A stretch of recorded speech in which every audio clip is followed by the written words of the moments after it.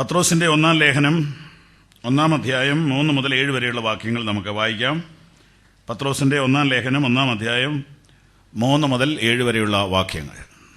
നമ്മുടെ കർത്താവായ യേശുക്രിസ്തുവിന്റെ പിതാവായ ദൈവത്തിന് സ്തോത്രം. അവൻ മരിച്ചവരുടെ ഇടയിൽ നിന്നുള്ള യേശുക്രിസ്തുവിന്റെ പുനരുത്ഥാനത്താൽ തന്റെ കരുണാധിക്യപ്രകാരം നമ്മെ ജീവനുള്ള പ്രത്യാശയ്ക്കായി അന്ത്യകാലത്തിൽ വെളിപ്പെടുവാൻ ഒരുങ്ങിയിരിക്കുന്ന രക്ഷയ്ക്ക് വിശ്വാസത്താൽ ദൈവശക്തിയിൽ കാക്കപ്പെടുന്ന നിങ്ങൾക്ക് വേണ്ടി സ്വർഗത്തിൽ സൂക്ഷിച്ചിരിക്കുന്നതും ക്ഷയം, മാലിന്യം, വാട്ടം എന്നിവ ഇല്ലാത്തതുമായ അവകാശത്തിനായി തന്നെ വീണ്ടും ജനിപ്പിച്ചിരിക്കുന്നു. അതിൽ നിങ്ങൾ ഇപ്പോൾ അല്പനേരത്തേക്ക് നാനാ പരീക്ഷകളാൽ ദുഃഖിച്ചിരിക്കേണ്ടി വന്നാലും ആനന്ദിക്കുന്നു. അഴിഞ്ഞു പോകുന്നതും തീയിൽ ശോധന കഴിക്കുന്നതുമായ പൊന്നിനേക്കാൾ നിങ്ങളുടെ വിശ്വാസത്തിൻ്റെ പരിശോധന വിലയേറിയത് എന്ന് യേശുക്രിസ്തുവിൻ്റെ പ്രത്യക്ഷതയിൽ പുകഴ്ചയ്ക്കും തേജസ്സിനും മാനത്തിനുമായി കാണുവാൻ അങ്ങനെ ഇടവരും.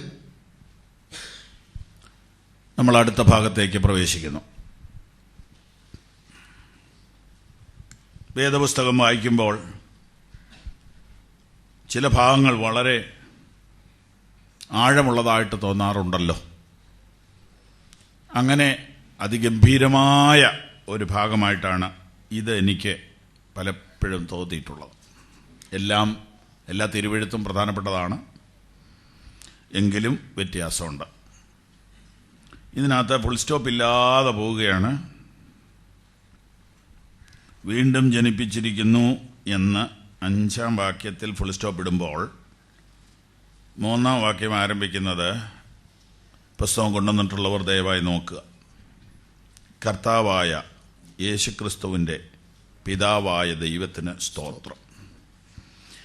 അവൻ മരിച്ചവരുടെ ഇടയിൽ നിന്നുള്ള യേശുക്രിസ്തുവിൻ്റെ പുനരുത്ഥാനത്താൽ തൻ്റെ കരുണാധിക്യപ്രകാരം നമ്മെ ജീവനുള്ള പ്രത്യാശയ്ക്കായി അന്ത്യകാലത്ത് വെളിപ്പെടുവാൻ ഒരുങ്ങിയിരിക്കുന്ന രക്ഷയ്ക്ക് വിശ്വാസത്താൽ ദൈവശക്തിയിൽ കാക്കപ്പെടുന്ന നിങ്ങൾക്ക് വേണ്ടി സ്വർഗത്തിൽ സൂക്ഷിച്ചിരിക്കുന്നതും ക്ഷയം, മാലിന്യം, വാട്ടം എന്നിവ ഇല്ലാത്തതുമായ അവകാശത്തിനായി തന്നെ വീണ്ടും ജനിപ്പിച്ചിരിക്കുന്നു. എന്തൊരു വാചകമാണെന്ന് നോക്കിയേ.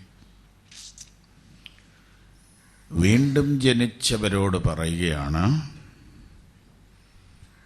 എന്തിനാണ് വീണ്ടും ജനിച്ചത് അഥവാ ജനിപ്പിച്ചത്, എങ്ങനെയാണ് വീണ്ടും ജനിപ്പിച്ചത്, ആരാണ് വീണ്ടും ജനിപ്പിച്ചത്, ഇതെല്ലാം ഇതിനകത്തുണ്ട്.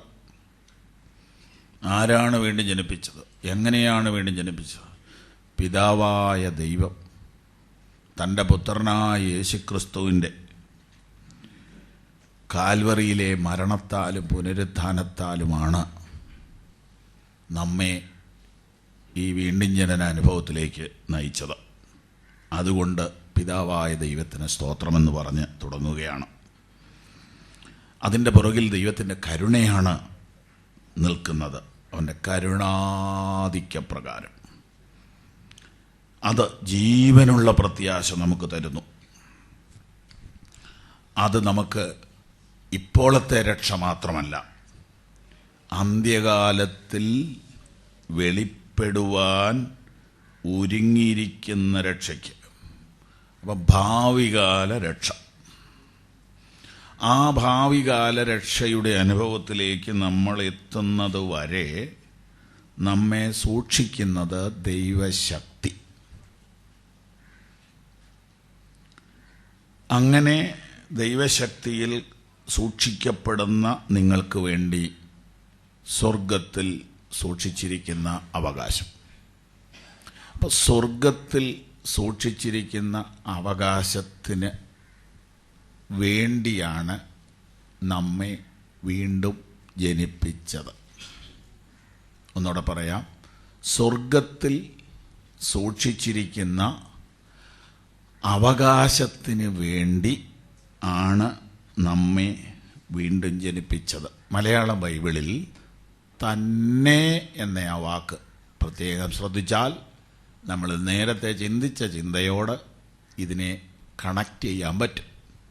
അതായത് പരദേശികളായ നാം അക്കരനാടിന് വേണ്ടി മാത്രമാണ് ഈ വേദപുസ്തകം പഠിക്കുന്നത് എന്ന തിരിച്ചറിവിലേക്ക് വീണ്ടും വചനം നമ്മെ കൊണ്ടുപോവുകയാണ്. തന്നെ സ്വർഗത്തിൽ സൂക്ഷിച്ചിരിക്കുന്ന അവകാശത്തിനായി തന്നെ വീണ്ടും ജനിപ്പിച്ചിരിക്കുന്നു. അപ്പോൾ വീണ്ടും ജനിച്ചത് ഭൂമിയിലെ ഒരു നേട്ടത്തിനാണോ? ആണോ? അല്ല. വീണ്ടും ജനിപ്പിച്ചത് സ്വർഗത്തിലെ അവകാശത്തിന് വേണ്ടിയാണ്. ഭൂമിയിലെ അവകാശത്തിന് വേണ്ടിയാണ് ഭൂമിയിലോട്ട് ജനിച്ചത്. സ്വർഗത്തിലെ അവകാശത്തിന് വേണ്ടിയാണ് ഉയരത്തിൽ നിന്ന് ജനിക്കുന്നത്. ഉദരത്തിൽ നിന്നുള്ള ജനനം ഭൂമിയിലെ അവകാശം നമുക്ക് തരുമ്പോൾ, ഉയരത്തിൽ നിന്നുള്ള ജനനം സ്വർഗത്തിലെ അവകാശം നമുക്ക് തരുന്നു. മനുഷ്യനായ പിതാവിൻ്റെ മകനായി ജനിക്കുമ്പോൾ അദ്ദേഹത്തിൻ്റെ സ്വത്തിന് നാം അവകാശിയായിത്തീരുന്നു. സ്വർഗത്തിലെ അപ്പൻ്റെ മകനായി ജനിക്കുമ്പോൾ സ്വർഗത്തിലെ അവകാശത്തിന് നാം ഓഹരിക്കാരായിത്തീരുന്നു. പിന്നെയും നമ്മുടെ ചിന്തയെ വളരെ ഗൗരവമേറിയ ഭാഗത്തേക്ക് പരിശുദ്ധാത്മാവ് കൊണ്ടുപോവുകയാണ്. സ്വർഗത്തിൽ പോകുന്ന ആ ഒരു കാര്യത്തിന് വേണ്ടിയാണ് ഈ വീണ്ടും ജനനത്തിലേക്ക് ദൈവം നമ്മെ നയിച്ചത്. സ്വർഗത്തിൽ നമുക്ക് വേണ്ടി അവകാശം സൂക്ഷിച്ചിരിക്കുന്നു. അത് ക്ഷയം, മാലിന്യം, വാട്ടം എന്നിവയില്ലാത്തതാണ്.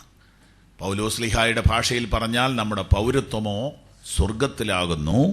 അവിടെ നിന്ന് കർത്താവായ യേശു രക്ഷിതാവായി വരുമെന്ന് നാം കാത്തിരിക്കുന്നു.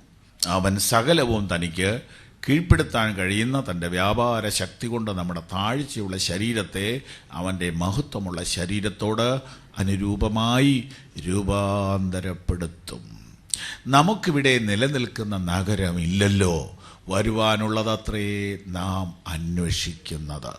ലോകവും അതിൻ്റെ മോഹങ്ങളും ഒഴിഞ്ഞു പോകും, ദൈവേഷ്ടം ചെയ്യുന്നവനോ എന്നേക്കും ജീവിക്കും. ലോകത്തെയും ലോകത്തിലുള്ളതിനെയും സ്നേഹിക്കരുത്.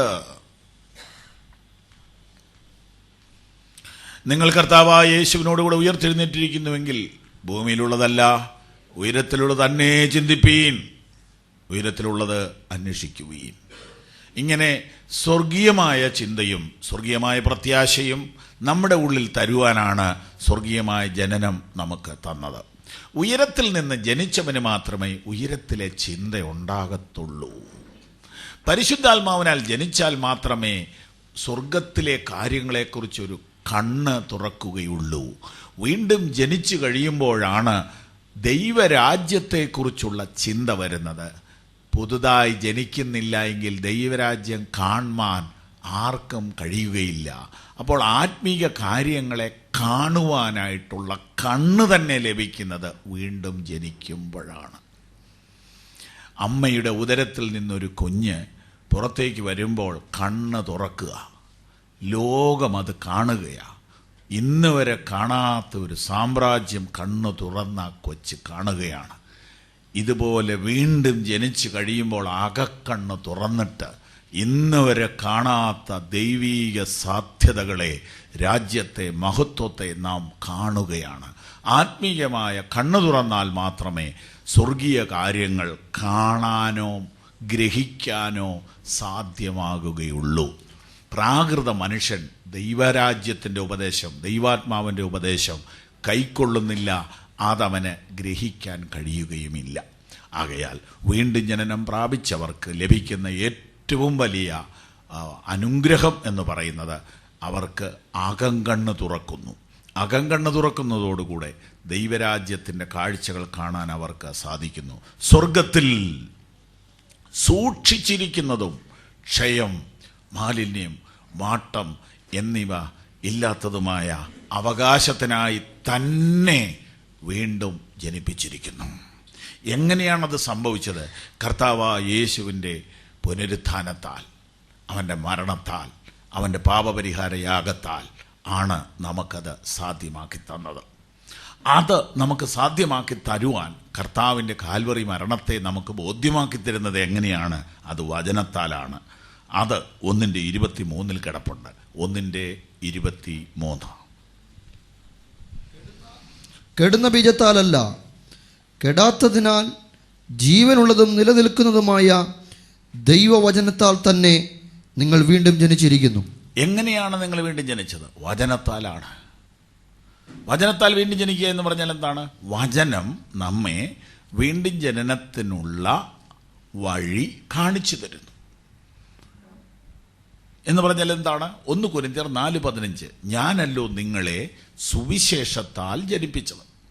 അപ്പോൾ വചനത്താൽ ജനിക്കുക എന്ന് പറഞ്ഞാൽ സുവിശേഷത്തിൻ്റെ സത്യം വചനം നമുക്ക് കാണിച്ചു തരുന്നു. അങ്ങനെ വചനം, സുവിശേഷം നമ്മെ ക്രൂശിൻ്റെ അടുക്കലേക്ക് കൊണ്ടുവരുന്നു. യേശു കർത്താവിൻ്റെ കാൽവറി മരണത്തെ നമുക്ക് കാണിച്ചു തരികയും യേശു ക്രിസ്തു ക്രൂശിക്കപ്പെട്ടവനായി നിങ്ങളുടെ കണ്ണിന് മുമ്പിൽ വരച്ചു കിട്ടിയില്ലേ, അത് സുവിശേഷ പ്രസംഗത്താലാണ് വരച്ചു കിട്ടിയത്. അങ്ങനെ സുവിശേഷത്താൽ ക്രിസ്തുവിനെ നാം കാണുകയും ക്രിസ്തുവിൻ്റെ മരണത്താൽ നമുക്ക് ലഭിക്കുന്ന നിത്യജീവൻ്റെ അനുഭവത്തെ വിശ്വാസത്താൽ പ്രാപിക്കുകയും ചെയ്യുമ്പോൾ നമ്മുടെ ഉള്ളിൽ പരിശുദ്ധാത്മാവ് വരുത്തുന്ന മാറ്റത്തിൻ്റെ പേരാണ് വീണ്ടും ജനനം. സ്വർഗത്തിൽ സൂക്ഷിച്ചിരിക്കുന്ന അവകാശത്തിനായി നാം വീണ്ടും ജനിച്ചു, അഥവാ നമ്മെ വീണ്ടും ജനിപ്പിച്ചു. എന്താണ് പത്രോസ് പറയാൻ ആഗ്രഹിക്കുന്ന കാര്യം? എന്തോ വലിയ കാര്യം പറയാൻ പോവുക. എന്താ വലിയ കാര്യം? അതിൽ നിങ്ങളിപ്പോൾ അല്പനേരത്തേക്ക് നാനാപരീക്ഷകളാൽ ദുഃഖിച്ചിരിക്കേണ്ടി വന്നാലും ആനന്ദിക്കുന്നു. അതായത് അതിൽ എന്ന് പറയുന്നത് ചില നാളുകൾ കൊണ്ട് നിങ്ങളിൽ ദൈവം ചെയ്തെടുക്കാൻ പോകുന്ന ഒരു കാര്യമുണ്ട്. ആ ഒരു പ്രോസസ്സിനെ കുറിച്ചാണ് അതിൽ എന്ന് പറഞ്ഞിരിക്കുന്നത്. അതായത് വീണ്ടും ജനിച്ചു അഥവാ രക്ഷിക്കപ്പെട്ടു, വിശുദ്ധീകരണം പ്രാപിച്ചുകൊണ്ടേയിരിക്കുന്നു, അഥവാ ശുദ്ധീകരണത്തിൻ്റെ പാതയിൽ മുന്നേറുന്നു, ഒടുവിൽ തേജസ്കരണം പ്രാപിക്കും. അതിൽ ആ പ്രോസസ്സിൽ നിങ്ങൾ ഇപ്പോൾ ആയിരിക്കുന്നു. ആ പ്രത്യേക കാലഘട്ടത്തിൽ തേജസ്സിലേക്കുള്ള ഈ യാത്രാമധ്യത്തിൽ നിങ്ങൾ ഇപ്പോൾ അല്പനേരത്തേക്ക് നാനാ പരീക്ഷകളാൽ ദുഃഖിച്ചിരിക്കേണ്ടി വന്നാലും ആനന്ദിക്കുന്നു. അപ്പോൾ ഈ ആത്മീയ സംസ്കരണത്തിൻ്റെ പാതയിൽ നാനാ പരീക്ഷകളാൽ ദുഃഖിച്ചിരിക്കേണ്ടി വരും. അപ്പോൾ പരീക്ഷകൾ, പരിശോധനകൾ, കഷ്ടങ്ങൾ, പ്രയാസങ്ങൾ, പ്രതികൂലങ്ങൾ, നിന്ദകൾ, പീഡനങ്ങൾ, ഇതിനെല്ലാം കൂടെ നമ്മൾ ഒന്നായിട്ടാണ് പറയുന്നത്. ഇതിനെല്ലാം തരംതിരിച്ച് പഠിക്കേണ്ടതും പഠിപ്പിക്കേണ്ടതുമാണ്. യാക്കോബ് അതിനെക്കുറിച്ച് വിശദീകരിക്കുന്നുണ്ട്. എന്താണ് ദൈവമക്കൾക്ക് വരുന്ന പ്രയാസങ്ങൾ? അതിനെ സംബന്ധിച്ചും തെറ്റിദ്ധാരണ തോന്നാവുന്ന വിധത്തിലുള്ള എഴുത്തുകളും പ്രസംഗങ്ങളും ഇപ്പോഴുള്ളതുകൊണ്ട് ചില കാര്യങ്ങൾ വിശദീകരണത്തിൻ്റെ ആവശ്യം ഉണ്ട്. ഞാനൊരു ഉദാഹരണം പറയാം.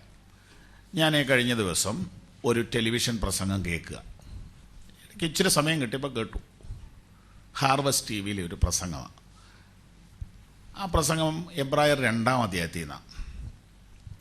അവിടെ മക്കൾ ജഡരക്തങ്ങളോട് കൂടിയവർ ആകെ കൊണ്ട് അവനും അവരെ പോലെ ജഡരക്തങ്ങളോട് കൂടിയവരായി മരണത്തിന് അധികാരിയായ പിശാചിനെ തൻ്റെ മരണത്താൽ നീക്കി ജീവപര്യന്തം മരണഭീതിയിൽ അടിമകളായിരുന്നവരെയൊക്കെയും വിടുവിച്ചു.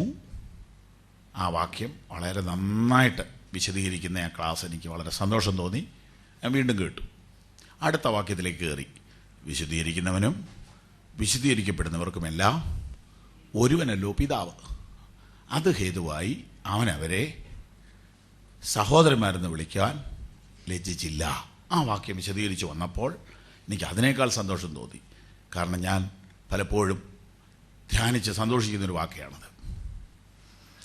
ഒടുവിൽ ആ വേദാധ്യാപകൻ ഇങ്ങനെ കൊണ്ടെന്ന് അവസാനിപ്പിച്ചു: സഹോദരന്മാരെ, പ്രിയപ്പെട്ടവരെ, യേശുക്രിസ്തു നമ്മെ സഹോദരന്മാരെന്ന് വിളിക്കാൻ ലജ്ജിക്കുന്നില്ല. അതുകൊണ്ട് നമുക്കിനി മുതൽ യേശുവിനെ സഹോദര എന്ന് വിളിക്കാം. അവിടെ വന്നപ്പോൾ എനിക്ക് ആഘോഷമായി. ഞാൻ വീണ്ടും ശ്രദ്ധിച്ചപ്പോൾ അടുത്ത വാചകം: ഇനിയും തൊട്ട് നിങ്ങൾ പ്രാർത്ഥിക്കുമ്പോൾ മൈ ഡിയർ ബ്രദർ ജീസസ് എന്ന് പറഞ്ഞ് പ്രാർത്ഥിക്കാം. വേണോ? അത്രയും വേണോ? അത്രയും വേണോ? വേണോ? ആ, ഇവിടെ തെറ്റുന്നത് നമ്മൾ അറിയില്ല. എപ്പോഴാണ് തെറ്റുന്നത്, എവിടെയാണ് തെറ്റുന്നതെന്ന് നമ്മൾ അറിയത്തില്ല. ആ പ്രോഗ്രാം ലക്ഷങ്ങൾ കാണുക, 10,000 കാണുക, ചെറിയ മിസ്റ്റേക്കേ വന്നുള്ളൂ. കർത്താവ് നമ്മെ സഹോദരന്മാരെന്ന് വിളിക്കാൻ ലജ്ജിക്കുന്നില്ല, ശരിയാ. നമ്മൾ കയറി കർത്താവിനെ സഹോദര എന്നാണ്ട് വിശേഷം എന്നൊക്കെ ചോദിക്കുന്നത് ഒരു വല്ലാത്ത കുഴപ്പത്തിലേക്ക് പോകുന്ന ഒരു പഠിപ്പിക്കലാണ് കേട്ടോ. ഇതിൽ കൂടി എന്താ കമ്മ്യൂണിക്കേറ്റ് ചെയ്യാൻ പോകുന്നതെന്നുള്ളതാണ്. എന്താ നമ്മൾ ഇതിൽ നിന്ന് മെസ്സേജ് എന്താ? അപ്പം അതിനകത്ത് ആ പ്രീച്ചർ നല്ല ഉദ്ദേശത്തോടെയാണ് എന്ന് പറഞ്ഞാൽ നമ്മൾ കർത്താവിനോട് അത്രത്തോളം അടുത്തു എന്നൊക്കെയായി പറഞ്ഞു വരുന്നത്. പക്ഷെ ആളുകൾ അത്രയും മെച്ചുവറല്ല. യേശുക്രിസ്തുവിൻ്റെ ദൈവത്വത്തെ തന്നെ ചോദ്യം ചെയ്യുന്ന രീതിയിലേക്ക് അത് പോവുക ആ ക്ലാസ്. ഇവിടെയാണ് വേദപുസ്തക പഠനത്തിൻ്റെ ഒരു അത്യാവശ്യമെന്ന് ഞാനീ പറയുന്നത്. പ്രസംഗങ്ങൾ ആ ഒരു അന്നേരത്തെ ഒരു അന്തരീക്ഷത്തിൽ അത് നല്ലതാണെങ്കിലും കേട്ടിരുന്നവരെല്ലാം പെട്ടെന്ന് സന്തോഷിച്ചു. യേശുവിനെ സഹോദരാന്ന് വിളിക്കാമല്ലോ എന്നോർത്തുള്ളൊരു സന്തോഷമാണ് അത്. പക്ഷെ അത് അപകടമാണ്. കർത്താവ് നമുക്ക് വേണ്ടി താണു എന്നുള്ളത് ശരിയാവും, പക്ഷെ നമുക്ക് അങ്ങനെ വിളിക്കാറായിട്ടില്ല. സ്തോത്രം. കർത്താവിനെ വിളിക്കാൻ വേറെ എന്തെല്ലാം പേരുണ്ട്. അവനെ നമുക്ക് ആരാധിക്കാം, അവനെ നമുക്ക് സ്നേഹിക്കാം, അവനെ നമുക്ക് മഹത്വപ്പെടുത്താം. സകല നാമത്തിന് മേലായ നാമം ധരിച്ച കർത്താവ്. നാം അവനോട് സദൃശന്മാരാകുന്നത് എപ്പോഴാ? അവൻ പ്രത്യക്ഷനാകുമ്പോഴാണ്. അപ്പോൾ അതോർത്താൽ മതി. അപ്പോൾ ഇങ്ങനെ തെറ്റുപറ്റാവുന്ന രീതിയിലുള്ള ടീച്ചിങ്സ് ഉണ്ട്, എല്ലാ കാലത്തും ഉണ്ട്. എന്താ ഇപ്പം പറയാൻ വന്ന വിഷയം പറയാം. ദൈവമക്കൾക്ക്, യഥാർത്ഥ ദൈവമക്കൾക്ക്, വിശ്വാസികൾക്ക് രോഗം വരികയില്ല, പ്രയാസങ്ങൾ വരികയില്ല, കഷ്ടതകൾ വരികയില്ല, ബുദ്ധിമുട്ടുകളൊന്നും വരത്തില്ല. എൻ്റെ ദൈവം അനുഗ്രഹം മാത്രം തരുന്ന ദൈവമാണ്. എൻ്റെ ബൈബിളിൽ അനുഗ്രഹം മാത്രം തരുന്നൊരു ദൈവമേ ഉള്ളൂ എന്ന് പറഞ്ഞാൽ അത് കേൾക്കാൻ കൊള്ളാവുന്ന ഒരു നല്ല പ്രസംഗമാണ്. കാരണം ആർക്കെങ്കിലും ഇഷ്ടമാണോ ഈ രോഗമൊക്കെ വരുന്നത്? ആർക്കെങ്കിലും പ്രയാസങ്ങളെ അതിജീവിക്കാൻ സന്തോഷമുണ്ടോ? ഇല്ല. അപ്പോൾ പ്രയാസങ്ങളില്ലാത്തൊരു ലോകം അത് കേട്ടാൽ സന്തോഷമാണ്. ഉടനെ ഈ പ്രയാസങ്ങളെയും പ്രതികൂലങ്ങളെയും കുറിച്ചുള്ള വാക്യങ്ങൾ അവരോടൊന്ന് ഡിസ്കസ് ചെയ്യാമെന്ന് വെച്ചാൽ ഉടനെ അവർ പറയും അതെല്ലാം പീഡനങ്ങളാണ്. അക്കാലത്ത് കഷ്ടത എന്ന് ബൈബിളിൽ എഴുതിയതെല്ലാം പീഡനങ്ങളാണ്, രോഗമല്ല. അപ്പോൾ വീണ്ടും പ്രശ്നം വരിക. അപ്പോൾ എന്താ നിങ്ങൾ സ്ഥാപിക്കാൻ പോകുന്നത്?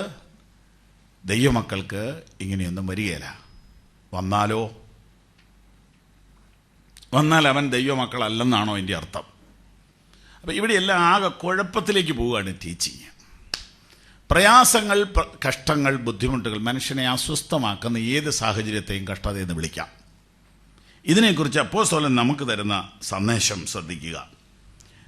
സംശയമുള്ളവർക്ക് എഴുതി തന്നാൽ വിശദീകരണം എപ്പോഴെങ്കിലും തരുകയോ ഫോണിൽ കൂടെ തരുകയോ ഒക്കെ ചെയ്യാം. പൗലോസ് ശ്ലീഹ ശാരീരികമായ ക്ലേശം അനുഭവിച്ചിരുന്നു. അദ്ദേഹത്തിൻ്റെ വളരെ ഇൻറ്റിമേറ്റ് ആയിട്ടുള്ള പാസ്റ്റേഴ്സിന് വേണ്ടി അദ്ദേഹം പ്രാർത്ഥിച്ചിട്ട് ആ രോഗം മാറാതെ അവിടെ ഇട്ടിട്ട് പോയ കഥയുണ്ട്. ഇതെല്ലാം ഉണ്ട്. അതിനെക്കുറിച്ചൊന്നും അപ്പോസ്തലൻ കാര്യമായിട്ടൊന്നും എടുത്തിട്ട് പോലുമില്ല.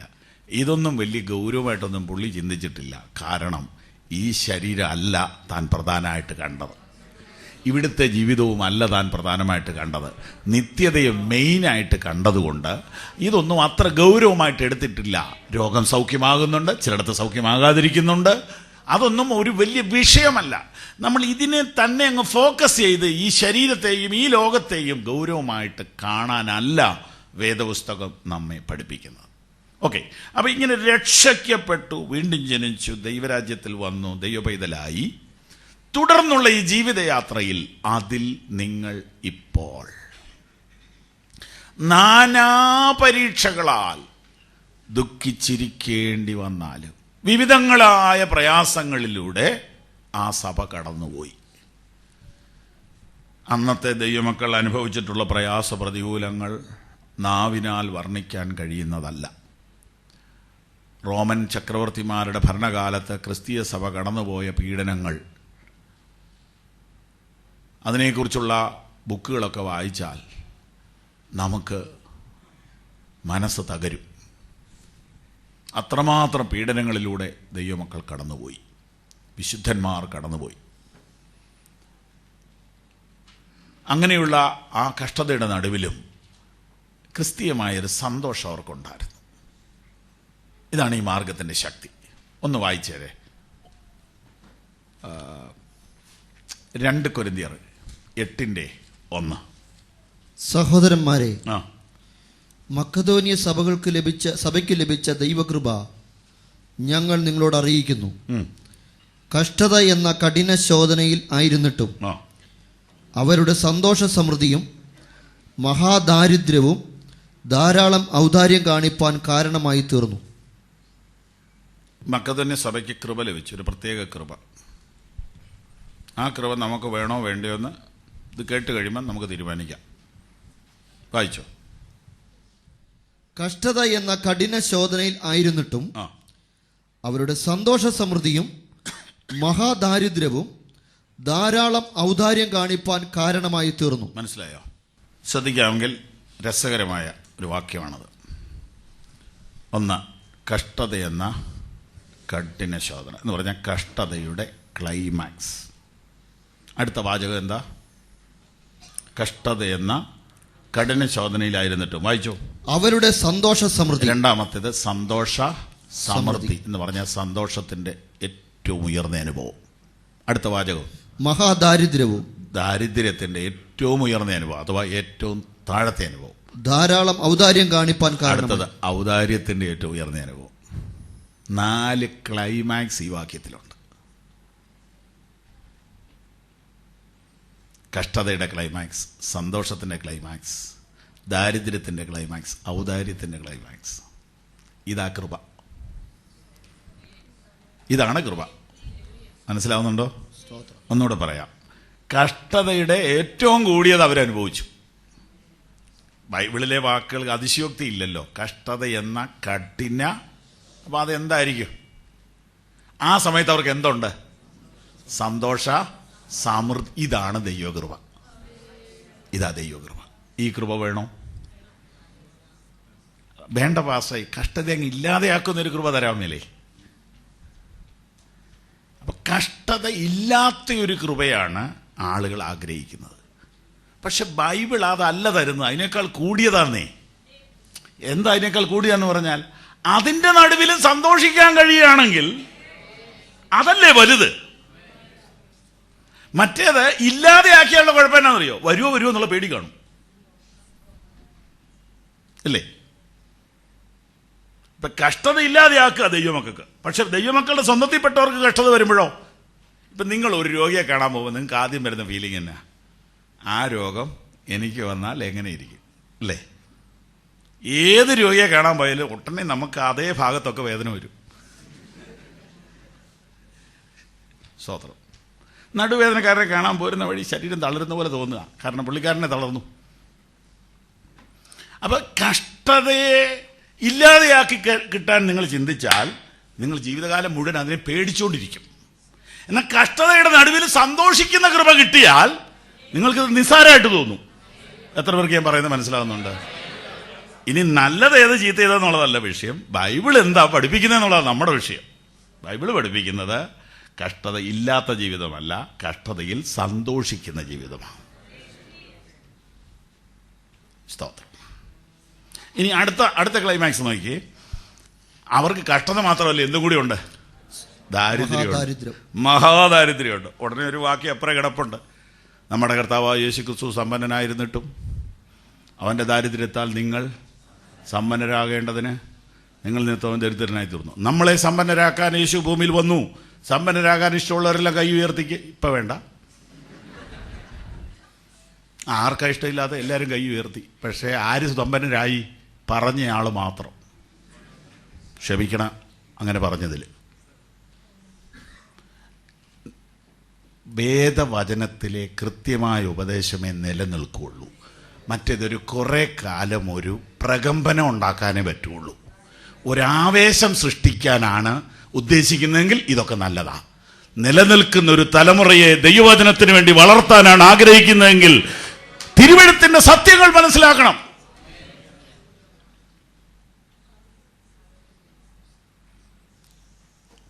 അപ്പോസ്തലൻ പറയുകയാണ് കൊരിന്തിലുള്ളവർക്ക് കൃപയാ ലഭിച്ചിരിക്കുന്നത്. ഏതാ? ദാരിദ്ര്യത്തിന്റെ കൃപ അല്ല, ദാരിദ്ര്യത്തിലും ഔദാര്യം കാണിക്കുന്ന കൃപ. മഹാദാരിദ്ര്യം പിരിവെടുക്കാൻ അവരെ പ്രേരിപ്പിച്ചു എന്നാണോ? അല്ല, ഔദാര്യം കാണിക്കാൻ അവരെ പ്രേരിപ്പിച്ചു എന്നാ. അങ്ങനെയാണെന്ന് ഒന്നുകൂടെ വായിച്ചു നോക്കി.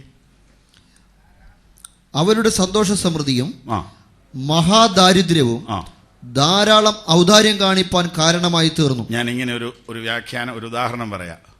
നമ്മുടെ ഒരു സഹോദരൻ വളരെ കഷ്ടതയിലായിരിക്കുന്നു, പുള്ളിക്ക് രോഗവുമാണ്.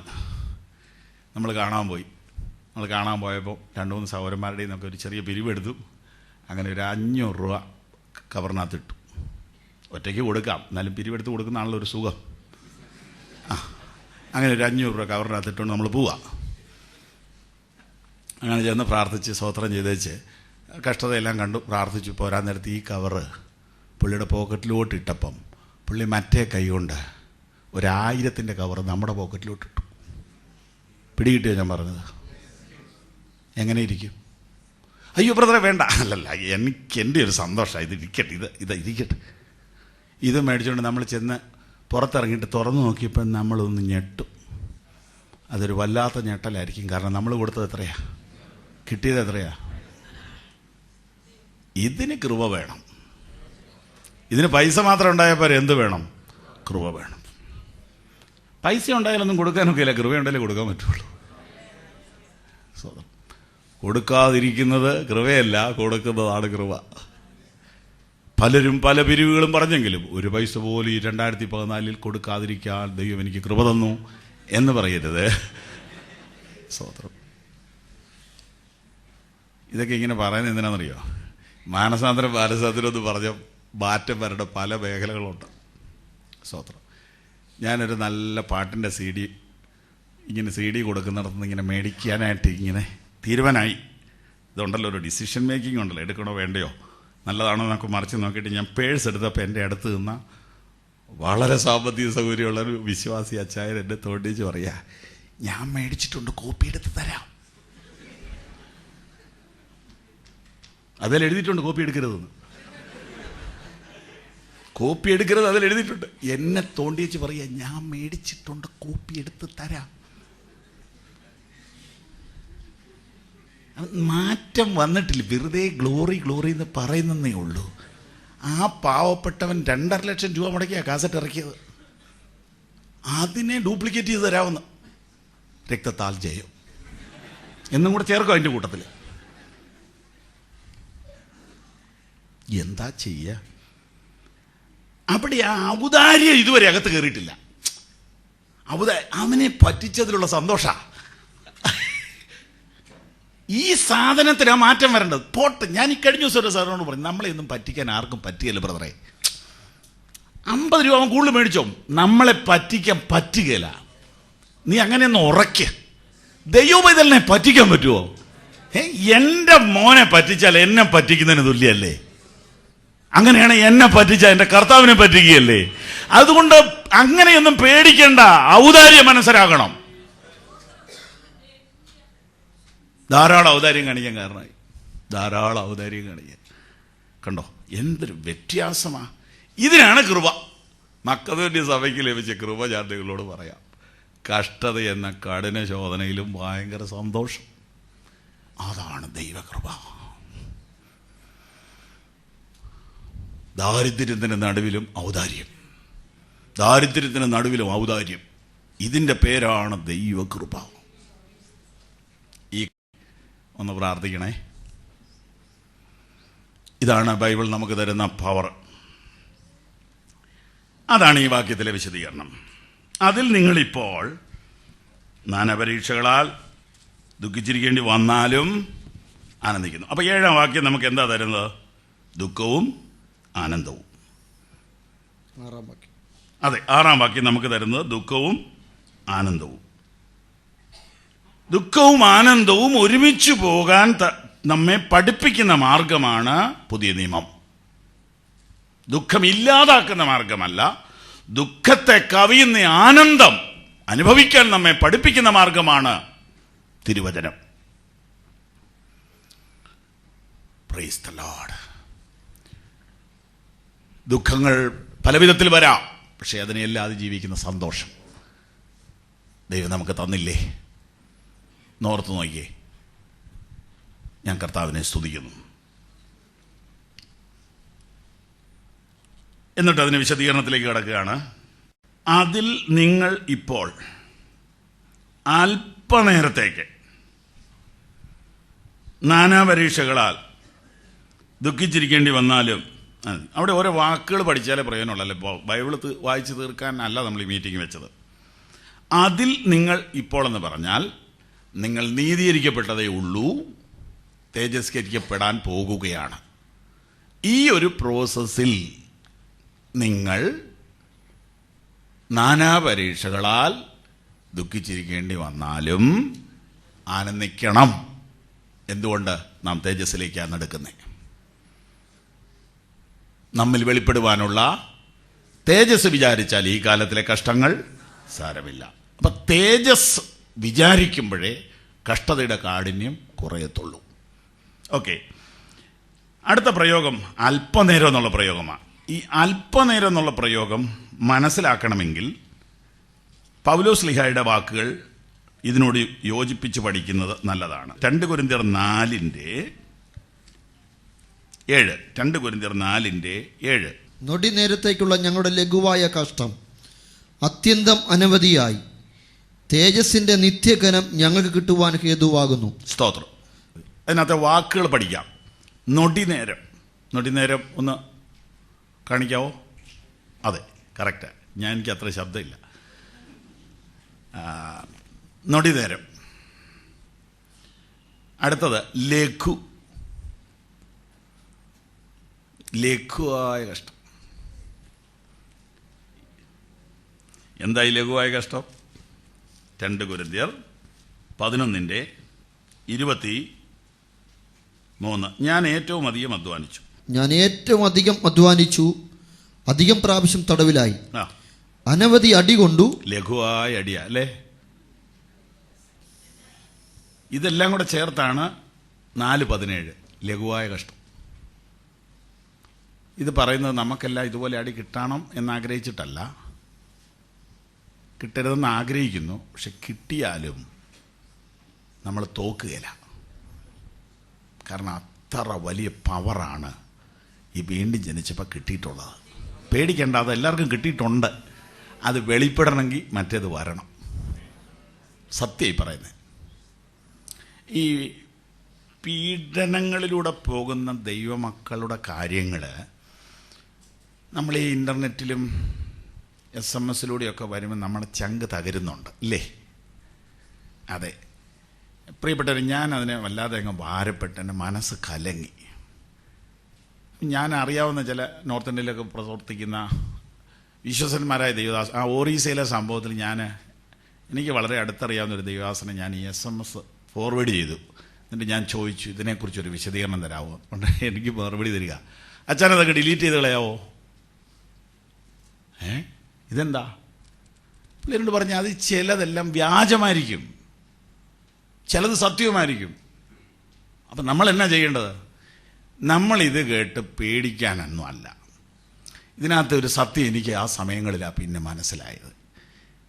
പ്രയാസത്തിലൂടെ പോകുന്നയാളെ ദൈവം അതിനു മുമ്പ് ബലപ്പെടുത്തിയിട്ടുണ്ട്. നമ്മളെ ബലപ്പെടുത്തിയിട്ടില്ല. നമ്മളിത് വായിക്കുമ്പോൾ കയ്യും കാലും വിറയ്ക്കും. പക്ഷെ അവർക്ക് വിറയ്ക്കുകയില്ല. അവർക്ക് ദൈവം അഡ്വാൻസ് ബലം കൊടുക്കാതെ അതിലോട്ട് വിടത്തില്ല. സംശയിക്കണ്ട. ഞാൻ ചോദിക്കട്ടെ, ഈ ശദ്രക്ക് മേശക്ക് അഭേദ്രവനോട് രാജാവിനൊരു ചെറിയ സ്നേഹം ഉണ്ടായിരുന്നു. അതുകൊണ്ട് ഇവരെ തീയിലിടണമെന്ന് പറഞ്ഞപ്പോൾ ലാസ്റ്റ് ഒരു ചോദ്യവും കൂടെ പുള്ളി ചോദിച്ചു, എങ്ങനെയാ നിങ്ങൾ തീരുമാനം മാറ്റുന്നുണ്ടോ? ഉടനെ മറുപടി, രാജാവേ ആ കാര്യത്തിൽ ഇനിയൊരു സെക്കൻഡ് തോട്ടിൻ്റെ പ്രശ്നമില്ല, രണ്ടാമതൊന്ന് ചിന്തിക്കുന്ന പ്രശ്നമില്ല. ഞങ്ങളുടെ ദൈവത്തിന് ഞങ്ങളെ വിടുവിക്കാൻ കഴിയുമെന്നുള്ള കാര്യത്തിൽ ഞങ്ങൾക്ക് സംശയമില്ല. പക്ഷെ അത് തിരുവിധമാണ്, വിടുവിക്കട്ടെ. ഇല്ലെങ്കിൽ ഞങ്ങൾ വിഗ്രഹത്തെ സേവിക്കുന്ന പരിപാടിയില്ല. ഞാൻ ചോദിക്കുന്നത്, ഇതൊരു മാനുഷിക ധൈര്യം കൊണ്ട് ഇങ്ങനെ പറയാൻ പറ്റുമോ? ദൈവം അവർക്ക് ബലം കൊടുത്താ. ദൈവം അവർക്ക് ബലം കൊടുത്തു. അപ്പം നമ്മൾ ആ വാക്യം പ്രസംഗിക്കുകയും സന്തോഷിക്കുകയും ചെയ്യുന്നത് എന്നാന്ന് ചോദിച്ചാൽ അവർ ആ തീയിൽ മരിക്കാഞ്ഞതുകൊണ്ടാണ്. പക്ഷെ അവര് മരിക്കാൻ തയ്യാറായിട്ടാണ് ഏൽപ്പിച്ചു കൊടുത്തത്, അല്ലേ? അതോ രക്ഷപ്പെടുമെന്ന് ഓർത്തിട്ടാണോ? എന്ത് പറയുന്നു? അവര് മരിക്കാൻ തന്നെയാണ് ഏൽപ്പിച്ചത്. അപ്പൊ ആ ധൈര്യം കാണിച്ചത് രക്ഷപ്പെടുമെന്നോർത്താണോ? അല്ല, രക്ഷപ്പെട്ടാലും ഇല്ലേലും അവർ കർത്താവിന്റെ കയ്യിലാണ്. ഇതാണ് ബൈബിൾ നമുക്ക് തരുന്ന ധൈര്യം. നമ്മുടെ മുമ്പിൽ വരുന്ന പ്രശ്നങ്ങളുടെ മുമ്പിൽ നിന്ന് നാം രക്ഷപ്പെട്ടാലും ദൈവത്തിന് മഹത്വം, രക്ഷപ്പെട്ടില്ലെങ്കിലും ദൈവത്തിന് മഹത്വം. ഇതിനുള്ള ബലം നമുക്ക് തരുന്നു. അതാണ് ഈ മാർഗത്തിന്റെ പ്രത്യേകത.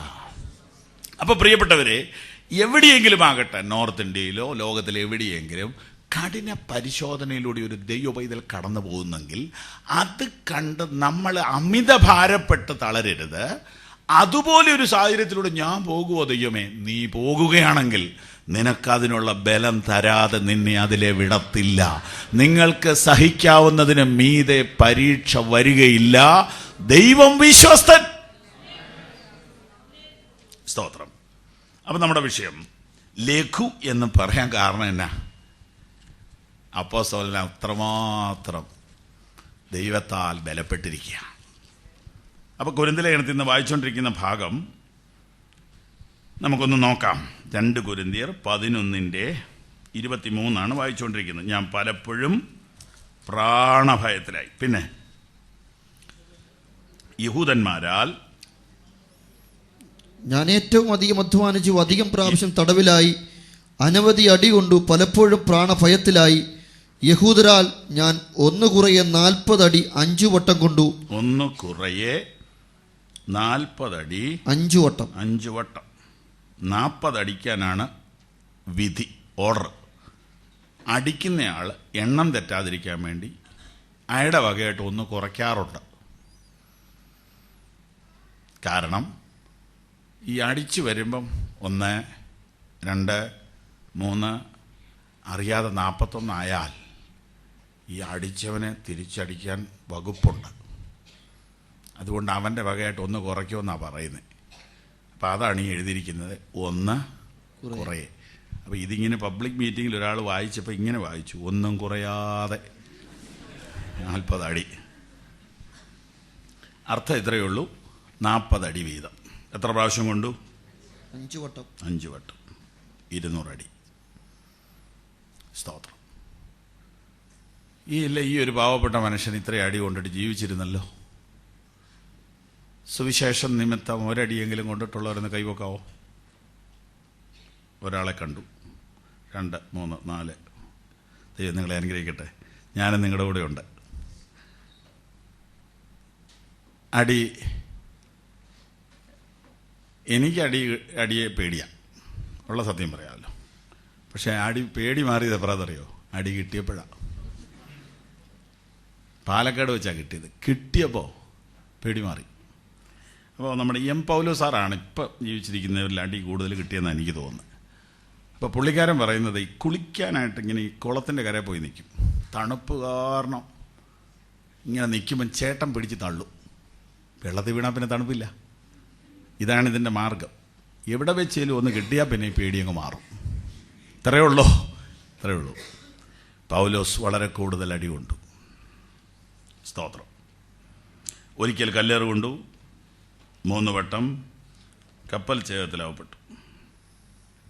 ഒരു രാപ്പകൽ വെള്ളത്തിൽ കഴിച്ചു. തടിയെ പിടിച്ച് കടൽ വെള്ളത്തിൽ കിടന്നു. ഞാൻ പലപ്പോഴും യാത്ര ചെയ്തു. നദികളിലെ ആപത്ത്, കള്ളന്മാരാലുള്ള ആപത്ത്, സ്വജനത്താലുള്ള ആപത്ത്, ജാതികളാലുള്ള ആപത്ത്, പട്ടണത്തിലെ ആപത്ത്, കാട്ടിലെ ആപത്ത്, കടലിലെ ആപത്ത്, കള്ളസൗരന്മാരുടെ ആപത്ത്. ദൈവമക്കൾക്ക് ഇങ്ങനെയൊന്നും വരത്തില്ല. പിന്നെ പുള്ളിക്ക് ഇങ്ങനെ വന്നതെന്നു വെച്ചാൽ പുള്ളി നേരത്തെ വിശ്വാസികളെ പീഡിപ്പിച്ചതുകൊണ്ടാണ്. ഇതെല്ലാം വ്യാഖ്യാനങ്ങളാണ്. കാരണം മറ്റേത് പറഞ്ഞു പോയി, പിന്നെ അത് സ്ഥാപിക്കാൻ വേണ്ടിയിട്ടാ. സ്തോത്രം. നമ്മുടെ വിഷയം ഇതെല്ലാം മനസ്സിൽ വെച്ചുകൊണ്ടാണ് 4:17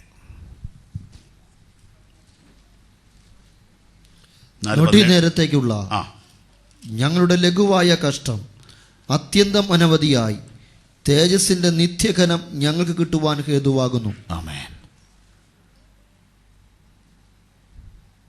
ശ്രദ്ധ പോകാതെ വചനത്തിലേക്ക് വീണ്ടും വരട്ടെ. നമ്മളിപ്പോൾ എന്തിനാണിത് വായിക്കുന്നതെന്ന് പറയാം. 1 പത്രോസ് 4:6 അല്പനേരം നാനാപരീക്ഷ എന്ന ആ വാക്ക് വിശദീകരിക്കുകയാണ്.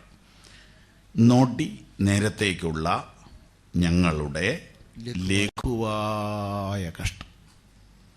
ഇപ്പം ഈ 11-ാം അധ്യായത്തിൽ വായിച്ച ഈ കൊടും പീഡനങ്ങൾ, ക്രൂരമായ പീഡനങ്ങളിലൂടെ പോയിട്ട് ആ മനുഷ്യൻ പറയുകയാണ് ഇത് ലഘുവായ കഷ്ടമാണ്. പ്രിയപ്പെട്ടവരെ, നിങ്ങളുടെ ഉള്ള ധൈര്യവും കൂടെ പോകാനല്ല ഇതെല്ലാം വായിപ്പിച്ചത്. ഇതുപോലെയുള്ള അടി ഒക്കെ എല്ലാവർക്കും കിട്ടുമെന്നാണോ പറഞ്ഞുകൊണ്ട് വരുന്നേ? അല്ല. അങ്ങനെയൊരു സാഹചര്യത്തിലൂടെ പോയ ദൈവദാസൻ പറയുകയാണ് അതുപോലും ലഘുവാണെന്ന്. അങ്ങനെയാണെങ്കിൽ ഒരു യഥാർത്ഥ ദൈവപൈതലിൻ്റെ ശക്തി എത്ര ഭയങ്കരമാണ്, എത്ര അതിശയമാണ്. ശക്തി എന്ന് നമ്മൾ ഈ ഉദ്ദേശിക്കുന്നത് എന്തുവാ? ഒന്നിനും തകർക്കാൻ മേലാത്ത ശക്തി, ഒരു വിധത്തിലും തളരാത്ത ശക്തി. ഇതല്ലേ വിശ്വാസിക്ക് ദൈവം നൽകിയിരിക്കുന്നത്? അതിനായിട്ട് കരങ്ങൾ ഉയർത്തി ഒരു ഹല്ലേലൂയ പറയാമോ? ആമേൻ. ഒന്നുകൂടെ പറയാം. നൊടി നേരത്തേക്കുള്ള ഞങ്ങളുടെ ലഘുവായ കഷ്ടം അത്യന്തം അനവധിയായി തേജസ്സിൻ്റെ നിത്യഘനം ഞങ്ങൾക്ക് കിട്ടുവാൻ ഹേതുവാകുന്നു. കഷ്ടതയുടെ വലിപ്പമനുസരിച്ച് തേജസ്സിൻ്റെ ഘനം കൂടുമെന്ന് ഇതിൽ നിന്നൊരു വ്യാഖ്യാനം എടുക്കാവോ? കഷ്ടതയുടെ തൂക്കമനുസരിച്ച് തേജസ്സിൻ്റെ ഘനം കൂടുമെന്ന് ഇതിൽ നിന്ന് വ്യാഖ്യാനിക്കുന്നതിന് തെറ്റുണ്ടോ? സഹായത്തിന് വേണ്ടി മറ്റൊരു വാക്യം തരാം. എബ്രായർ 11 ഞാൻ വായിക്കാം, 33 മുതൽ. വിശ്വാസത്താൽ അവർ രാജ്യങ്ങളെ അടക്കി, നീതി നടത്തി, വാഗ്ദത്തം പ്രാപിച്ചു, സിംഹങ്ങളുടെ വായടച്ചു. നല്ലതല്ലേ? വിശ്വാസത്താൽ രാജ്യങ്ങളെ അടക്കി. 11:33. നീതി നടത്തി, വാഗ്ദത്തം പ്രാപിച്ചു, സിംഹങ്ങളുടെ വായ അടച്ചു, തീയുടെ ബലം കെടുത്തി, വാളിന്റെ വായ്ക്ക് തെറ്റി, ബലഹീനതയിൽ ശക്തി പ്രാപിച്ചു, യുദ്ധത്തിൽ വീരന്മാരായി തീർന്നു, അന്യന്മാരുടെ സൈന്യങ്ങളെ ഓടിച്ചു, മരിച്ചവരെ ഉയർത്തെഴുന്നേൽപ്പിനാൽ തിരികെ കിട്ടി, മറ്റു ചിലർ ഏറ്റവും നല്ലൊരു ഉയർത്തെഴുന്നേൽപ്പ് ലഭിക്കേണ്ടതിന് ഉദ്ധാരണം കൈക്കൊള്ളാതെ പ്രഹരം ഏറ്റു. ഇവിടെ ഒരു പ്രശ്നമുണ്ടല്ലോ. മുകളിൽ പറഞ്ഞതെല്ലാം പോസിറ്റീവാ, പക്ഷെ ഇവിടെ വന്നപ്പം മറ്റു ചിലർ അതെങ്ങനെ വ്യാഖ്യാനിക്കും? വേറെ ചിലർ പരിഹാസം, ചമ്മട്ടി, ചങ്ങല, തടവ് ഇവയാലുള്ള പരീക്ഷ അനുഭവിച്ചു, കല്ലേറേറ്റു. അപ്പം ഇത് രണ്ടു കൂട്ടരുമുണ്ട്. മുകളിൽ പറഞ്ഞതെല്ലാം ഭയങ്കരമായ പോസിറ്റീവായ കാര്യങ്ങളാണ്. വിടുതല, മൊത്തം അത്ഭുതങ്ങളാണ്. തൊട്ടടത്തെല്ലാം വിടുതല. സിംഹത്തിൻ്റെ വായടയ്ക്കുന്നു, തീയുടെ ബലം കെടുത്തുന്നു. കർത്താവിൻ്റെ നാമത്തിൽ അസാധാരണമായ അത്ഭുതങ്ങൾ ഇവർ അനുഭവിച്ചുകൊണ്ടിരിക്കുക. അടുത്തൊരു ഗ്രൂപ്പിനെ കുറിച്ച് പറയുകയാണ്, അവർ ഏറ്റവും നല്ലൊരു ഉയർത്തെഴുന്നേൽപ്പ് പ്രതീക്ഷിച്ചിട്ട് മരണത്തിന് ഏൽപ്പിച്ചു കൊടുത്തു. അപ്പോൾ അവർ വിശ്വസിച്ചു രക്തസാക്ഷി മരണം ലഭിച്ചാൽ ഉയർപ്പിൽ തേജസ് കൂടുതൽ കിട്ടും. സ്തോത്രം. കർത്താവിൻ്റെ നാമത്തിന് വേണ്ടി അപമാനം സഹിക്കുവാൻ യോഗ്യരായി എണ്ണുകയാൽ അവർ ദൈവത്തെ സ്തുതിച്ചു എന്ന് അപ്പോസ്തല പ്രവൃത്തിയിൽ എഴുതിയിരിക്കുന്നു. കഴിഞ്ഞ ദിവസം ഒരു സഹോദരൻ്റെ സാക്ഷ്യം കേട്ടു. ഈ മുളന്തുരുത്തി ഭാഗത്തുള്ള ഒരു സഹോദരനാണ്. അദ്ദേഹം ഒറ്റയ്ക്ക് പരിചയം നടത്താൻ പോയി. 1-2 പേര് കൂടി. അവിടെയുള്ള ആളുകൾക്ക് അത് ഇഷ്ടപ്പെട്ടില്ല. ഇവിടെ ഇനിയൊരു പുതിയ മതം വേണ്ടെന്നും പറഞ്ഞ് അദ്ദേഹത്തെ ക്രൂരമായിട്ട് ഉപദ്രവിച്ചു. അദ്ദേഹമാണ് വീട്ടിൽ നിന്ന് ഒറ്റയ്ക്ക് വിശ്വാസി വന്നതാണ്. ഈ തല്ലുകൊണ്ട കാര്യം വീട്ടിൽ പോലും പറയാൻ പറ്റുകയില്ല. ഉടുപ്പയിലെല്ലാം അവരുടെ കാലിൻ്റെ പാട. അപ്പം മനസ്സിലായല്ലോ, ഉടുപ്പയിലെല്ലാം അവരുടെ ചെരുപ്പിൻ്റെ പാട. പിന്നെ വേറൊരു വീട്ടിൽ പോയി ഷർട്ട് കഴുകി ഉണങ്ങിയിട്ടാണ് വീട്ടിൽ പോയത്. കാരണം വിശ്വാസത്തിൽ പോയ തന്നെ ഇഷ്ടപ്പെടാതിരിക്കുന്ന വീട്ടിൽ പരസ്യവും നടത്തിയിട്ട് പീഡനമേറ്റെന്ന് പറഞ്ഞാൽ വീട്ടുകാർക്ക് ഇത് കേട്ടേച്ച് ഗ്ലോറി എന്ന് പറയാനുള്ള പരിജ്ഞാനം ഇല്ല. അപ്പോൾ ഇത് കിട്ടിയത് പോലും ഭൂമിയിൽ ആരോടും പറയാൻ പറ്റാത്തൊരു സാഹചര്യം. അപ്പോൾ അദ്ദേഹത്തിൻ്റെ സാക്ഷ്യം കേട്ടപ്പോൾ അല്പമല്ലാത്ത നൊമ്പരം മനസ്സിനുണ്ടായി. പക്ഷേ ഞാൻ അന്ന് കൂടി വന്ന ദൈവമക്കളോട് പറഞ്ഞു, പൊള്ളിക്കാനുള്ള യോഗം ഉണ്ടായി, നമുക്കതിനുള്ള യോഗമില്ല, അത് പറഞ്ഞാൽ മതി. ഈ പ്രയാസങ്ങളിലൂടെ കടന്നു പോകുന്നത് അയാളുടെ കഷ്ടകാലമല്ല, അയാൾക്ക് ദൈവം കൊടുത്ത ഒരു വലിയ പദവിയാണ്. നോക്കൂ, പീഡനത്തിലൂടെയും രക്തസാക്ഷി മരണത്തിലൂടെയും പോയാൽ സ്പെഷ്യൽ തേജസ് കിട്ടുമെന്ന് അവർ വിശ്വസിച്ചിരുന്നു. ഇതാണ് എബ്രായ ലേഖനം 11 നമുക്ക് തരുന്ന ചിന്ത. ഇത് തന്നെയാണ് 2 കൊരിന്ത്യർ 4:17 അത്യന്തം അനവധിയായ തേജസ്സിൻ്റെ നിത്യ ഘനം. കഷ്ടതയുടെ കാഠിന്യം തേജസ്സിൻ്റെ ഘനം കൂട്ടാൻ കാരണമാകുമെന്ന് തിരുവെഴുത്തുകൾ പറയുന്നു. അങ്ങനെയാണെങ്കിൽ പ്രയാസങ്ങളിലൂടെ കടന്നു പോകുന്ന ദൈവമക്കൾ ധൈര്യപ്പെടുക. തേജസ്സിൽ അതിൻ്റെ വ്യത്യാസം നമുക്ക് കാണാൻ പറ്റും. ഒന്നുകൂടെ പറയാം, ഇത് നൊടിനേരമാണെന്ന് പറയാൻ കാരണം നിത്യത കണ്ടതുകൊണ്ടാണ്. 4:17 1 പത്രോസ് 1:6 നമ്മളിപ്പോൾ ചിന്തിച്ചുകൊണ്ടിരിക്കുന്നത്. 1 പത്രോസ് 1:6 2 കൊരിന്ത്യർ 4:17 ഇപ്പോൾ നമ്മൾ വീണ്ടും പറഞ്ഞുകൊണ്ടിരിക്കുന്നത്. നൊടി നേരത്തേക്കേ ഉള്ളൂ ഈ കഷ്ടത എന്ന് പറഞ്ഞത് ഈ ജീവിതത്തിലെ 80 കൊല്ലത്തിൻ്റെ കാര്യമാണ്. ഒരായുസാണ് നൊടി നേരം എന്ന് ഉദ്ദേശിച്ചത്. നൊടി നേരം എന്നുദ്ദേശിച്ചത് ഒരായുസാണ്, മനുഷ്യജീവിതമാണ്. ഇതെല്ലാം കൂടെ ഇത്രയുള്ളതെന്ന് പറയാൻ കാരണം നിത്യത കണ്ടതുകൊണ്ടാണ്. ഒരു സാധനം ചെറുതാകുന്നത് അതിനേക്കാൾ വലുത് കാണുമ്പോഴാണ്. മനസ്സിലായി കാണുമല്ലോ. നിത്യത ഇദ്ദേഹം കണ്ടു. 3-ാം സ്വർഗത്തോളം എടുക്കപ്പെട്ടവനാണ്. നിത്യതയുടെ ദർശനം വ്യക്തമായപ്പോൾ ഈ ലോകത്തിലെ കാര്യങ്ങൾ ഇത്രയേ ഉള്ളൂ എന്ന് അദ്ദേഹം കണ്ടു. ഈ ഒരു കാഴ്ചപ്പാട് വന്നപ്പോഴാണ് മിഷണറിമാർ ഇന്ത്യയിലോട്ടൊക്കെ വന്നത്. ഇവിടെ എന്തുണ്ടാക്കിയാലും നമുക്ക് കൊണ്ടുപോകാൻ പറ്റുകയില്ല. നിത്യതയ്ക്ക് വേണ്ടി എന്തെങ്കിലും ചെയ്താൽ മാത്രമേ നിലനിൽക്കത്തുള്ളൂ എന്ന തിരിച്ചറിവുണ്ടായപ്പോഴാണ് അവരെല്ലാം പലതും വലിച്ചെറിഞ്ഞത്. ലാഭമായതെല്ലാം ഛേദമെന്നെണ്ണുവാൻ കാരണം അതാണ്. കർത്താവിൻ്റെ പൊന്നുനാമം മഹിമപ്പെടുമാറാകട്ടെ. അതിൽ നിങ്ങൾ ഇപ്പോൾ അല്പനേരത്തേക്ക് നാനാപരീക്ഷകളാൽ ദുഃഖിച്ചിരിക്കേണ്ടി വന്നാലും ആനന്ദിക്കുന്നു. അതിൽ നിങ്ങളിപ്പോൾ നാനാപരീക്ഷകളാൽ അല്പനേരത്തേക്ക് ദുഃഖിച്ചിരിക്കേണ്ടി വന്നാലും ആനന്ദിക്കുന്നു. ഇനിയും ഇതുവരെ പറഞ്ഞ കാര്യം വിശദീകരിക്കാൻ വേണ്ടി 7-ാം വാക്യത്തിൽ ഒരു ഉദാഹരണം പറയുകയാണ്. വായിക്കാം. 1 പത്രോസ് 1:7 അഴിഞ്ഞു പോകുന്നതും തീയിൽ ശോധന കഴിക്കുന്നതുമായ പൊന്നിനേക്കാൾ നിങ്ങളുടെ വിശ്വാസത്തിന്റെ പരിശോധന വിലയേറിയത് എന്ന് യേശുക്രിസ്തുവിന്റെ പ്രത്യക്ഷതയിൽ പുകഴ്ചയ്ക്കും തേജസ്സിനും മാനത്തിനുമായി കാണുവാൻ അങ്ങനെ ഇടവരും. ആമേൻ. ഒന്നുകൂടെ വായിക്കാം. അഴിഞ്ഞു പോകുന്നതും തീയിൽ ശോധന കഴിക്കുന്നതുമായ പൊന്നിനേക്കാൾ നിങ്ങളുടെ വിശ്വാസത്തിന്റെ പരിശോധന വിലയേറിയത് എന്ന് യേശുക്രിസ്തുവിന്റെ പ്രത്യക്ഷതയിൽ പുകഴ്ചയ്ക്കും തേജസ്സിനും മാനത്തിനുമായി കാണുവാൻ അങ്ങനെ ഇടവരും.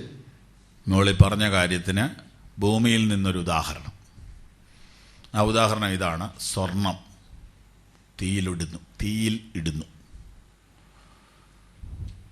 എല്ലാവർക്കും മനസ്സിലാവുന്ന പോലെയാണ് പത്രോസ് പറഞ്ഞിരിക്കുന്നത്. നമുക്ക് മനസ്സിലാവും.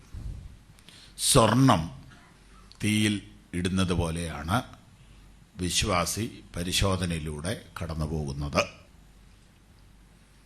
സ്വർണം തീയിലേക്ക് ഇടുന്നു,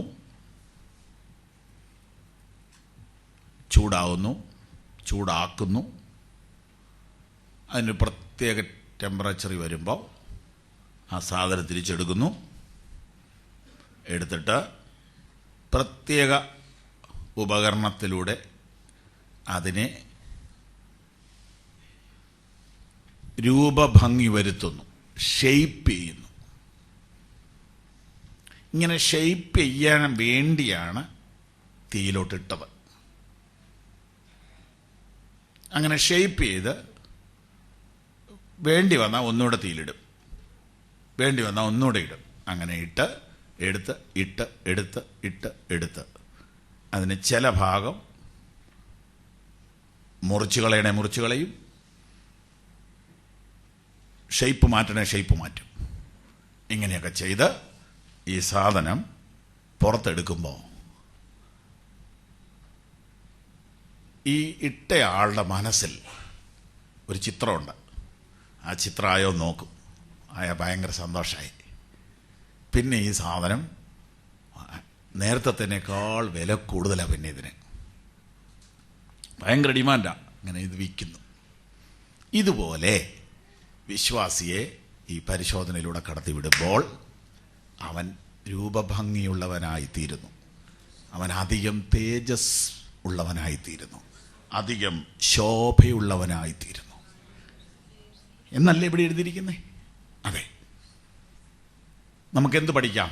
ഒന്ന്, സ്വർണം തീയിൽ വീണതാണോ ഇട്ടതാണോ? ഉറപ്പാണല്ലോ.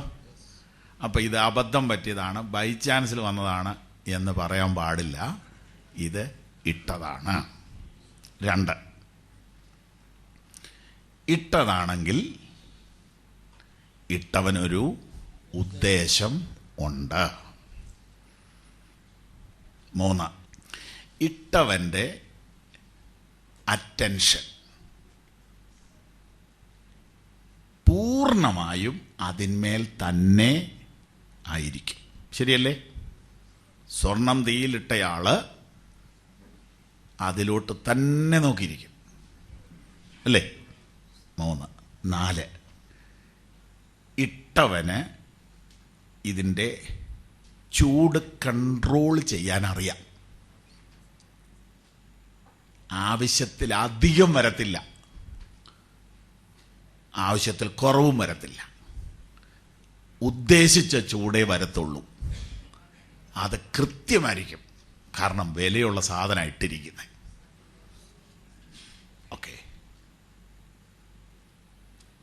5-ാമത്തെ കാര്യം, അതിനൊരു ടൈമിംഗ് ഉണ്ട്. നിശ്ചിത സമയം വരെ ഇടത്തുള്ളൂ, അത് കഴിയുമ്പോൾ തിരിച്ചെടുക്കും, ഉറപ്പാണ്. 6-ാമത്തെ കാര്യം, ഇട്ടതുപോലെ അല്ല ഇട്ട ശേഷം. കൂടുതൽ പ്രകാശം, കൂടുതൽ ഭംഗി, കൂടുതൽ വില. കൂടുതൽ പ്രകാശം, കൂടുതൽ ഭംഗി, കൂടുതൽ വില തീയിൽ വീണ സ്വർണത്തിനുണ്ട്. കരങ്ങൾ ഉയർത്തി ഒരു ഹല്ലേലൂയ പറയാമോ? ഇതാണല്ലേ ഇവിടെ എഴുതിയിരിക്കുന്നേ. സ്തോത്രം, സ്തോത്രം. തീയിലൂടെ കടന്നുപോയ സ്വർണം കൂടുതൽ ശോഭയുള്ളതായി, കൂടുതൽ വിലയുള്ളതായി, കൂടുതൽ ഭംഗിയുള്ളതായി തിരിച്ചു വരും. നോക്കൂ ആ വാക്യം, 7-ാമത്തെ വാക്യം. അഴിഞ്ഞു പോകുന്നതും തീയിൽ ശോധന കഴിക്കുന്നതുമായ പൊന്നിനേക്കാൾ നിങ്ങളുടെ വിശ്വാസത്തിന്റെ പരിശോധന വിലയേറിയത് എന്ന യേശുക്രിസ്തുവിന്റെ പ്രത്യക്ഷതയിൽ പുകഴ്ചയ്ക്കും തേജസ്സിനും മാനത്തിനുമായി കാണുവാൻ അങ്ങനെ ഇടവരും. എപ്പോഴാ? യേശുക്രിസ്തുവിന്റെ പ്രത്യക്ഷത. അപ്പോൾ പരിശോധനയിലൂടെ കടന്നുപോയതിൻ്റെ റിസൾട്ട് അറിയണമെങ്കിൽ എപ്പോഴേ അറിയാൻ പറ്റുള്ളൂ? കർത്താവിൻ്റെ വരവിലേ അറിയാൻ പറ്റുള്ളൂ. സ്തോത്രം. എനിക്കൊരു സൂട്ടിൻ്റെ തുണി വർഷങ്ങൾക്ക് മുമ്പ് ഒരു കഥയാണ്. ഇപ്പം അതൊക്കെ വലിയ വെയിറ്റുള്ള കാര്യമൊന്നുമല്ല സൂട്ടിൻ്റെ തുണി എന്നൊക്കെ പറഞ്ഞാൽ. അന്നത് വിലയുള്ളതായിരുന്നു. ഞാനത് തയ്ക്കാൻ പറ്റിയ ആളെ തപ്പി നടന്ന് കണ്ടുപിടിച്ച് കൊണ്ട് കൊടുത്തു. എന്നോടൊരു 12-ാം തീയതി വരാൻ പറഞ്ഞു. ഞാൻ 10-ാം തീയതി അതുവഴി പോയപ്പോൾ ഒന്ന് കയറിയ വഴി എൻ്റെ ചങ്കടച്ചു പോയി. കാരണം ഈ സൂട്ടിൻ്റെ തുണി കുഞ്ഞു കുഞ്ഞു കഷ്ണങ്ങളായിട്ടാ മുറിയിലൊക്കെ കണ്ട് ഞാൻ മനസ്സിന് ഭയങ്കര ഭാരമുണ്ടായി. ഞാൻ പുള്ളിയോട് ചോദിച്ചു, എൻ്റെ സൂട്ട് റെഡി ആയിട്ടുണ്ടോ? അയാൾ ചോദിച്ചു, സാറിനോട് ഏതാ ഡേറ്റ് പറഞ്ഞേ? 12-ാം തീയതി വന്നാൽ മതി. അല്ല, ഞാനിത് ഇനി ഇതിനെത്ര ദൂരം വരണ്ടേ? വന്നതുകൊണ്ടാണ് ഞാൻ കയറിയത്. 12-ാം തീയതി സാധനം തരാം, അതിന് മുമ്പ് തരാനൊക്കെ ആയിരുന്നു, ഇവിടെ തിരക്കുണ്ട്. ഞാൻ പറഞ്ഞു, ഞാനൊരു സംശയം ചോദിച്ചോട്ടെ, ഈ കിടക്കുന്ന തുണി എൻ്റേതല്ലേ? ഇതുകൊണ്ടാണ് നിങ്ങളോട് 12-ന് വന്നാൽ മതി എന്ന് പറഞ്ഞു. അല്ല, എൻ്റെ തുണിയുടെ ഒരു കഷ്ണമായി കിടക്കുന്നതെന്ന് എനിക്ക് തോന്നി. അങ്ങനെ പല തുണിയുടെ കഷ്ണം ഇവിടെ ഉണ്ടാവും. നിങ്ങൾ 12-ാം തീയതിക്ക് വന്നാൽ മതി. ഞാൻ പറഞ്ഞത് ഇങ്ങനെ കുനുകുന വെട്ടാനല്ലല്ലോ ഞാൻ തന്നത്. അയാൾ ചോദിച്ചു, പിന്നെ നിങ്ങൾ എനിക്ക് തുണി തന്നത് ചാക്ക് തയ്ക്കാനാണോ പാൻറ് തയ്ക്കാനാണോ? ചാക്ക് തയ്ക്കാനാണെങ്കിൽ ഒരു കഷ്ണം പോലും വെട്ടണ്ട, ഇങ്ങനെ എടുത്തിട്ട് ഇങ്ങനെ ഒരു ഒറ്റ അടി അടിച്ചാൽ മതി, ഒറ്റ കഷ്ണം വെട്ടേണ്ടി വരത്തില്ല. എന്നിട്ട് ഇങ്ങനെ വെച്ചിട്ട് ഒരടിയും കൂടി അടിച്ചാൽ മതി, ചാക്കായില്ലേ. പക്ഷെ പാൻറ് അങ്ങനെ വെട്ടാനൊക്കെ ഇല്ല. പാൻറ് വെട്ടുമ്പോൾ കുറേ പോകും. പോയതിനെക്കുറിച്ച് നോക്കണ്ട, നിങ്ങൾ ഉദ്ദേശിച്ച സാധനം കിട്ടിയെന്ന് പറഞ്ഞാൽ മതി. വ്യാഖ്യാനം വേണ്ടല്ലോ, മനസ്സിലാകുന്നില്ലേ? പോയതിനെക്കുറിച്ചൊന്നും ചിന്തിക്കണ്ട, ഉദ്ദേശിച്ച സാധനം ഉരുപ്പടി പുറത്തു വരും, അത് മാത്രം അറിഞ്ഞാൽ മതി. ഇതിനകത്തൊക്കെ വേസ്റ്റ് ഒരുപാട് വരും. നിങ്ങൾ 5 ടൺ വലിപ്പമുള്ള തൂക്കമുള്ള ഒരു തടി കൊണ്ടെന്ന് കാർപ്പൻ്റർ കൈക്കൂടെ, അതിനകത്ത് 2 ടൺ വേസ്റ്റ് ആയിരിക്കും. അവിടെ കുറെ കഷ്ണങ്ങൾ കിടപ്പുണ്ടാവും. ഇതൊന്നും കണ്ട് വിഷമിക്കരുത്. തടിയായിട്ടിരിക്കും. തടി ഉരുപ്പടിയാകുമ്പോൾ വേസ്റ്റ് ഉണ്ടാകും. ഈ ജീവിതത്തിൽ പലതും പോയെന്നിരിക്കും, പക്ഷെ യജമാനൻ ഉദ്ദേശിച്ചത് പുറത്തു വരും. ഞാൻ കർത്താവിനെ സ്തുതിക്കുന്നു. ഇതിനകത്ത് ഏതെങ്കിലും ഒരു സൈഡ് പറഞ്ഞുള്ളൊരു വ്യാഖ്യാനമാണെന്ന് നിങ്ങൾക്ക് തോന്നിയെങ്കിൽ നിങ്ങൾ എനിക്കൊരു എഴുതണം. ഏതെങ്കിലും ഒരു സൈഡല്ല, വേദപുസ്തകത്തിൻ്റെ സ്വതന്ത്രമായ വ്യാഖ്യാനം. ഇതാണ് നമുക്ക് ആവശ്യം. ഇതൊരു സഭ സ്ഥാപിക്കാൻ വേണ്ടിയുള്ള ബൈബിൾ ക്ലാസ് അല്ല. സ്തോത്രം.